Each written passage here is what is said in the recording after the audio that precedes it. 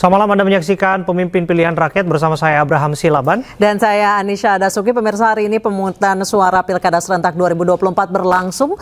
Di beberapa daerah persaingan antar pasangan calon bersaing ketat termasuk di pemilihan Gubernur Jakarta. Dan kita akan ke beberapa titik ya. Kita akan menuju ke posko pemenangan masing-masing calon gubernur. Yakni ada rekan kita yang di sana, ada Camar Haenda di posko pemenangan RK Suswono, ada Irfan Hardiansyah di posko pemenangan Dharma Kun, dan Esra Ambarita di posko pemenangan Pramono Rano. Terlebih dahulu kita akan menuju ke Camar. Camar, situasi terkini.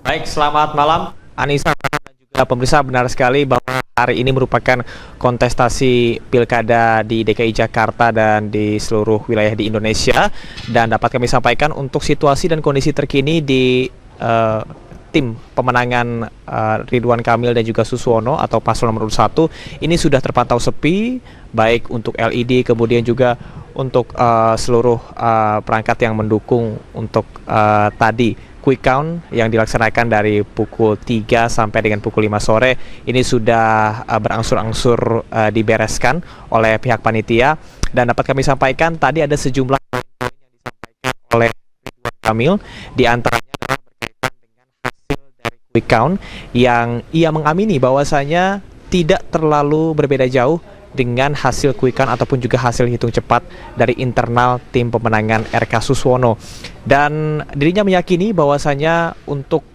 pilkada kali ini akan yang terjadi bertanggung jawab terkait dengan sistem informasi termasuk salah satunya Ya, langsung saja kita akan menuju KPU terkait dengan daftar pemilih. Kemudian ada Pak Idam Holik, Ketua Divisi Teknis, yang nanti juga akan bisa memberikan update terkait dengan perkembangan pelaksanaan pilkada, terutama dari sisi teknis penyelenggaraan. Hadir juga Pak Bernard Dermawan Sutrisno, Sekjen KPU RI, yang beberapa waktu terakhir tentu memberikan update kepada kami terkait dengan kerja dari jajaran kesekretariatan KPU, baik provinsi maupun kabupaten kota. Sampai saat ini, Bapak Ibu, teman-teman semua, nanti akan diupdate beberapa data detail yang bisa diungkap. Tapi secara umum pelaksanaan Pilkada serentak tahun 2024 bisa dikatakan berlangsung dengan lancar. Isu misalnya terkait dengan daftar pemilih tidak terlalu mengemuka. Memang ada beberapa kendala yang sifatnya di luar kapasitas penyelenggara, dalam hal ini misalnya situasi alam di beberapa tempat yang kemudian menghambat. Ada yang kemudian dihentikan untuk kemudian dilakukan pemilu susulan, pilkada susulan ataupun lanjutan. Tetapi semua data dan informasi terkait dengan detail dari masing-masing provinsi dan kabupaten kota saat ini sedang kami lakukan rekap. Nanti akan segera kami juga akan berikan update mungkin dalam 1-2 hari ke depan. Rencananya hari Jumat setelah sholat Jumat dan makan siang bersama, kita akan memberikan update terkait dengan data-data pelaksanaan pilkada. Kami juga mengucapkan terima kasih yang seluas-luasnya kepada seluruh warga pemilih, masyarakat Indonesia yang menggunakan hak pilih, kemudian kepada peserta pilkada, dan kemudian jajaran kami di penyelenggara pemilu yang telah bersama-sama menyelenggarakan pelaksanaan pemilihan kepala daerah secara serentak tahun 2024 berlangsung dengan lancar dan aman. Nanti Pak Afifuddin akan menyampaikan beberapa hal terkait dengan update-update yang sudah disampaikan oleh jajaran kami di tingkat provinsi maupun kabupaten kota terkait dengan pelaksanaan pilkada sampai dengan data yang kami kumpulkan per pukul tanggal 27 November pukul 17 waktu Indonesia Barat. Silakan Pak Afif.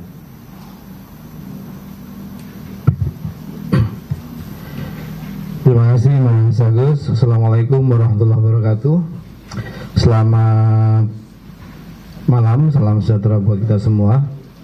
Pak Idam Holik, Bu Betty Abdullah Idrus, Mas Agus Melas, dan juga Pak Bernard, Pak Sekjen, teman-teman media yang saya banggakan. Alhamdulillah malam hari ini kami dari KPU Republik Indonesia ingin menyampaikan perkembangan di sore hari pasca pemungutan suara di TPS di hari pemungutan suara 27 November 2024 Pilkada serentak yang kita sama-sama ikuti di hari Rabu ini. Pertama, kami ingin menyampaikan sebagaimana tadi di-highlight sama Mas Agus, kami harus menyampaikan bahwa kami bersyukur sekali pilkada atau gelaran pilkada secara umum dari hasil laporan jajaran kami di semua tingkatan yang kami terima dari pagi sampai sore menjelang kita melakukan kompres. Kita bisa menyimpulkan bahwa secara umum pilkada kita di hari pelaksanaan, hari H, berjalan lancar dan tertib. Kalaupun ada hal-hal yang katakanlah kejadian khusus, itu ada yang dikarenakan musibah banjir, ada beberapa alasan keamanan, jumlah dan kejadiannya tidak terlalu banyak. Jadi kami sangat bersyukur karena pilkada serentak di 415 kabupaten kota, 93 kota dan juga 37 provinsi berjalan dengan lancar. Kemudian yang paling penting kami ingin sampaikan di kesempatan kali ini, kami ingin menyampaikan ucapan terima kasih yang setinggi-tingginya. Yang pertama kepada seluruh jajaran kami di semua tingkatan, KPU Provinsi, KPU Kabupaten Kota, KPU di tingkat PPK, Kecamatan, PPS, Desa Kelurahan, dan juga KPPS, serta juga seluruh jajaran sekretariat yang membersamai dari seluruh tahapan pilkada yang kita laksanakan sampai gelaran hari H ini, bekerja sepenuh waktu untuk kemudian menyukseskan pilkada. Alhamdulillah pilkada berjalan dengan lancar. Kalaupun nanti ada kejadian-kejadian akan dijelaskan oleh teman-teman yang lain. Kami merasa penting untuk menyampaikan aspirasi di tengah situasi yang luar biasa ini. Termasuk juga kami menyampaikan terima kasih yang setinggi-tingginya kepada jajaran pemilih, teman-teman pemilih yang datang menggunakan hak pilihnya, para tokoh masyarakat, pemerintah dari pusat sampai daerah, dan juga jajaran keamanan, kepolisian, TNI, kemudian mitra penyelenggara, Bawaslu, DKPP, partai politik, tim sukses, dan seluruh pihak yang DPR, DPRD, dan semua pihak yang mendukung menyukseskan gelaran Pilkada serentak 2024. Tanpa dukungan dari semua pihak, rasanya kegiatan atau hari pemungutan suara yang kita harapkan lancar seperti hari ini akan sulit diwujudkan. Tentu yang tidak kalah pentingnya, saya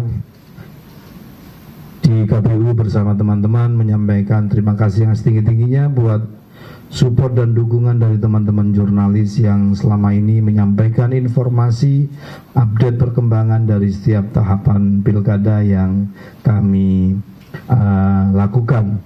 Selanjutnya kami perlu menyampaikan teman-teman sekalian, berdasarkan peraturan KPU nomor 18 tentang rekapitulasi hasil penghitungan suara terkait dengan pilgub, bupati, dan juga wakil bupati, serta wali kota dan wakil wali kota, kami ingin menyampaikan bahwa hari ini atau penghitungan hasil pemungutan suara mungkin sudah dilakukan di TPS, kemudian nanti akan ada hasilnya disampaikan kepada panitia pemilihan suara PPS, kepada PPK, dan pada tanggal 28 sampai 30 November 2024 ini disampaikan ke PPK. Selanjutnya ada rekapitulasi di tingkat kecamatan oleh PPK, ini akan berlangsung 28 November hingga 3 Desember 2024. Kami akan mengupdate beberapa perkembangan pada saatnya nanti di sini, seiring dengan tahapan-tahapan yang berjalan di daerah. Dan kami sudah menyampaikan seluruh jajaran di tingkat provinsi dan kabupaten untuk juga menyampaikan update yang sama ke teman-teman. Kemudian secara berjenjang setelah rekapitulasi di tingkat kecamatan, kita juga akan melakukan rekapitulasi suara di tingkat kabupaten yang terjadwal di 29 November hingga 6 Desember 2024. Tahapan ini mencakup penetapan hasil pemilihan untuk tingkat kabupaten kota. Dan ini penting untuk sama-sama kita sampaikan, termasuk secara terbuka nanti akan ada rekapitulasi akan diumumkan di 29 November hingga 12 Desember ya, untuk di tingkat kabupaten kota. Dan selanjutnya pada tingkat provinsi dijadwalkan 30 November hingga 9 Desember dan hasilnya akan diumumkan ke publik 15 Desember. Penting kami sampaikan tahapan ini karena kami ingin memastikan dan menyampaikan ke publik bahwa sebagaimana yang kita tahu, hasil resmi dari proses pilkada ini adalah rekapitulasi pasca pemungutan suara. Penghitungan rekapitulasinya adalah yang berjenjang sebagaimana yang sama-sama kita tahu, sebagaimana amanat undang-undang. Dan berdasarkan informasi dari jajaran kami juga, distribusi logistik dan seterusnya juga maksimal, tidak banyak kejadian yang terlalu mengganggu tahapan. Kemudian terkait dengan distribusi, beberapa persoalan yang muncul karena gangguan keamanan, bencana terjadi di beberapa kabupaten, misalnya di Membramo Tengah karena ada keributan, kemudian juga ada di distrik Kelila dan seterusnya. Kemudian kita juga melihat ada beberapa perkembangan di tempat-tempat lain karena ada peristiwa banjir, misalnya di Sumatera Utara di beberapa daerah. Nanti teman-teman yang lain yang akan mengupdate. Kami juga ingin menyampaikan bahwa berdasarkan dengan data yang masuk, perkembangan pemungutan suara di TPS-TPS nanti akan kami update juga perkembangan dari data-data yang masuk ke kita. Jadi kalau teman-teman sudah mendapatkan data dari quick count dan seterusnya, kami juga nanti akan melakukan update terkait dengan data yang sudah masuk ke KPU, termasuk perkembangan Sirekap dan seterusnya. Baik pemirsa, baru saja kita saksikan konferensi pers dari PLT Ketua KPU Muhammad Afifuddin yang menyampaikan bahwa pilkada serentak yang digelar dari ratusan 37 provinsi serta ratusan kabupaten kota ini berjalan dengan lancar dan aman hari ini. Cuma memang ada beberapa wilayah karena adanya bencana alam, ada yang banjir, jadi terpaksa ada nanti pemungutan suara susulan. Ya, dan kita langsung saja berdialog ya Anissa ya. Kita akan perkenalkan narasumber kami di studio, Bung Rian Ernest, juru bicara Ridwan Kamil. Malam. Suswono. Selamat malam. Malam. Bang Rian, dan juga ada Bang Aris Setiawan, Yodi, juru bicara Pramono Rano. Selamat malam, Mas Aris. Selamat malam. Salam Ya, Jakarta. bersama kita juga Bu Siti Fadila Supari, juru bicara Dharma Pongrekun Wardana. Selamat malam, Bu Siti. Bu Siti. Baik. Ya, nanti kita akan bergabung dengan Bu Siti ya. Saya terlebih dahulu ke Bung Rian deh, karena nomor urutnya 1 kan ya. Yes. Ya, jadi saya mau tanya, ini 1 putaran atau 2 putaran? Sesuai dengan statement Bang Ridwan tadi, kita akan menunggu hasil resmi dari KPU. Kami rasa sih sepertinya 2 putaran ya. Tapi ya kita akan menunggu hasil resmi nanti paling lambat tanggal 16 Desember dari KPU. Iya. Tapi tadi Bang Ridwan sampaikan apresiasi dan bersyukur prosesnya berjalan dengan lancar, relawan juga udah berjuang gitu ya. Dan inilah hasil terbaik di hari ini. Kita tunggu nanti resminya di putusan KPU yang tanggal 16 Desember. Baik, saya ke Mas Aris. Mas Aris, kalau misalnya tadi pernyataan dari tim Pramono dan Rano kayaknya udah positif sekali bahwa akan memenangkan ini 1 putaran. Ya, memang alhamdulillah saya pertama kali menyampaikan terima kasih kepada warga masyarakat Jakarta yang telah menunaikan haknya dan kewajibannya sebagai warga negara untuk melakukan pemilihan di hari ini. Tentu saja hari ini masih sedang berproses untuk pengawalan TPS dan perhitungan rekapitulasi berjenjang dari KPU. Tetapi memang keyakinan dari tim Pramono Rano mengapa 1 putaran itu bukan tanpa sebab. melainkan karena 5 dari 7 lembaga survei yang melakukan quick count itu kelima lembaga survei menaruh Mas Pram dan Bang Dul ini sudah di angka 50%, ada yang 15, ada yang 45 poll tracking, kemudian ada yang 50,20. Ini bervariasi, hanya indikator dan litbang Kompas yang tidak sampai 50%. Dengan margin of error 0,5% sampai 1%, tentu saja ada potensi dari 50% ini bisa tambah 1% atau bisa juga berkurang 1%. Tetapi lagi-lagi kami berkaca dari pemilu serentak 2024 lalu, ya, di Pilpres 2024, biasanya di quick count sama real count itu angkanya itu lebih tinggi. Maksudnya begini, lebih tinggi real count. Artinya ketika saya berkaca, misalnya saya membandingkan tadi dari 5 lembaga survei ya yang melakukan quick count di Pilpres 2024, suara Pak Prabowo itu kan berada di angka 58, paling tinggi 58,4. Nah, tetapi pada akhirnya real count KPU itu 58,8.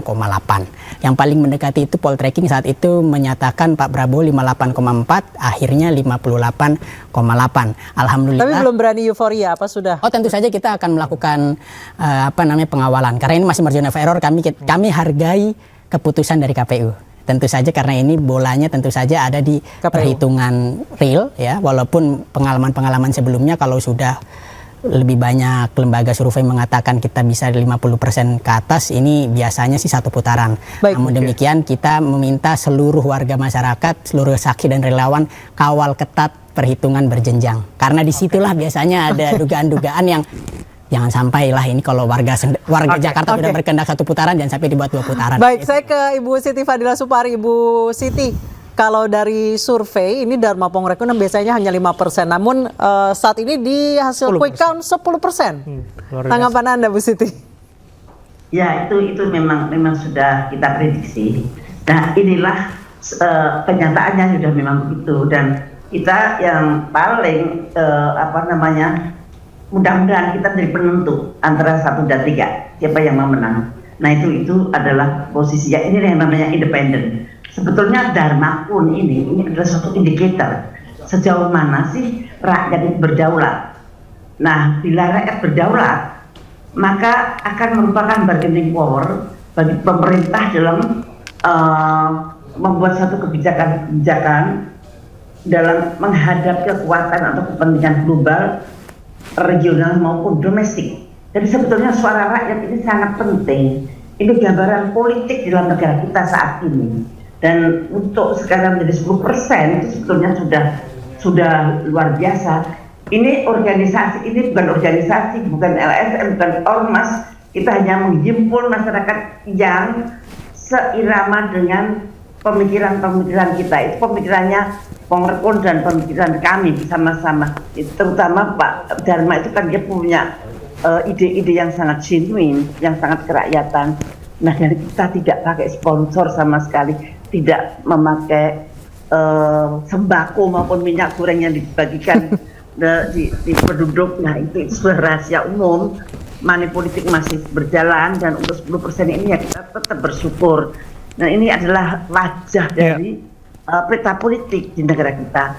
Walaupun rakyat ternyata belum berdaulat karena cuma 10%, tetapi sudah ada kemauan rakyat.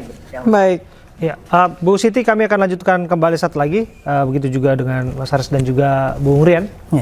Tetaplah bersama kami, pemirsa. Kami akan kembali untuk Anda saat lagi.